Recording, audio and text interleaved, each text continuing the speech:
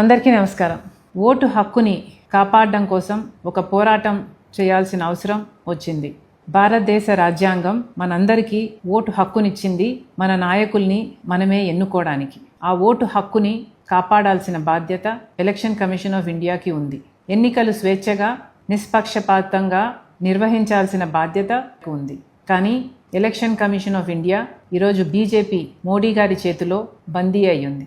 ఎలాగైతే అన్ని వ్యవస్థలు ఇప్పటికే ఈడీ అయినా, సిబిఐ అయినా, ఇన్కమ్ ట్యాక్స్ అయినా, ఆర్బీఐ అయినా, స్టాక్ ఎక్స్చేంజ్ అయినా, ఎలాగైతే అన్ని వ్యవస్థలు మోడీ గారి గుప్పెట్లో బీజేపీ కోసం పనిచేస్తున్నాయో, ఎలక్షన్ కమిషన్ ఆఫ్ ఇండియా కూడా ఈరోజు బీజేపీ కోసమే పనిచేస్తుంది. ఈ విషయాన్ని రాహుల్ గాంధీ గారు దేశం ముందు బయటపెట్టడం జరిగింది.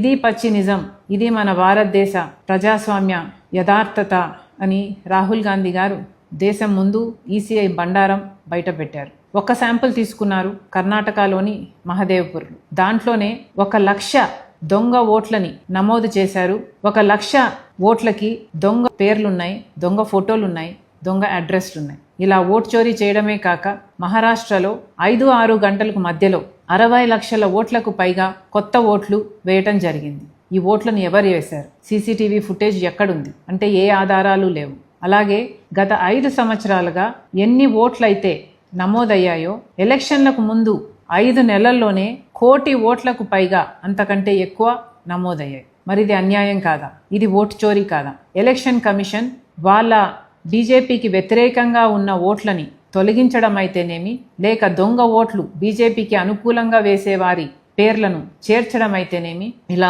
ఓటు చోరీకి పాల్పడుతుంది ఎలక్షన్ కమిషన్ ఆఫ్ ఇండియా. ఈరోజు ఎలక్షన్ కమిషన్ ఆఫ్ ఇండియా కూడా బీజేపీ ఎలక్షన్ ఏజెంట్గా పనిచేస్తుంది. వీటి మీద పోరాటం చేయాల్సిన అవసరం ఉంది.